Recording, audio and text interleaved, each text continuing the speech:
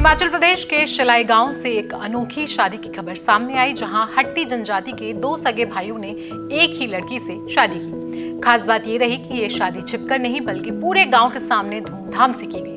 दूल्हे प्रदीप और कपिल नेगी और उनकी दुल्हन सुनीता चौहान ने साफ कहा कि उन्होंने ये फैसला अपनी मर्जी से लिया है और उनकी पुरानी पारंपरिक प्रथा का हिस्सा है।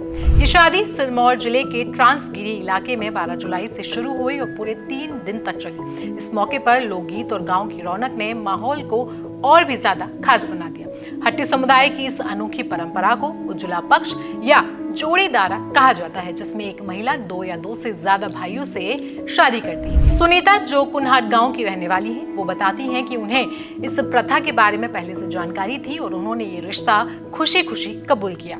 बड़े भाई प्रदीप सरकारी नौकरी में है और छोटा भाई कपिल विदेश में काम करता है। दोनों भाइयों ने कहा कि उन्होंने मिलकर ये कदम उठाया है ताकि उनकी पत्नी को एक मजबूत और प्यार भरा परिवार मिल सके। आपको मालूम हो कि कपिल कहते हैं, मैं भले ही विदेश में रहता हूं, लेकिन हमारा रिश्ता पूरी पारदर्शिता के साथ बना है और हम मिलकर अपने परिवार को खुश और सुरक्षित बनाए रखना चाहते हैं। वहीं हट्टी समुदाय हिमाचल और उत्तराखंड बॉर्डर पर बसा हुआ है और 3 साल पहले इसे अनुसूचित जनजाति का दर्जा मिला। इस समुदाय में पहले बहुपति प्रथा काफी आम थी, लेकिन अब शिक्षा और आर्थिक तरक्की के चलते ऐसे मामले कम सामने आते हैं। लेकिन इस सब के बावजूद भी आज भी कुछ गांवों में ये परंपरा आज भी जारी है। दरअसल इस प्रथा के पीछे एक बड़ी वजह थी कि पैतृक जमीन का बंटवारा ना हो। जब सभी भाई एक ही पत्नी के साथ रहते हैं तो जमीन एक ही जगह पर बनी रहती है। गांव के बुजुर्ग बताते हैं कि पहले ऐसी शादियां चुपचाप होती थी और समाज उन्हें अपनाता था।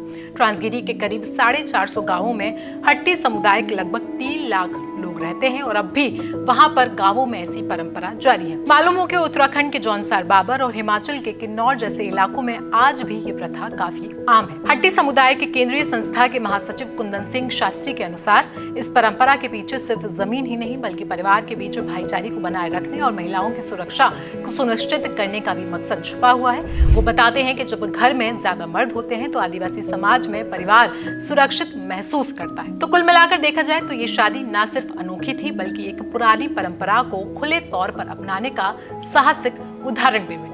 आप इस हिमाचल की खास शादी पर क्या राय रखते हैं, हमें कमेंट सेक्शन में जरूर बताएं।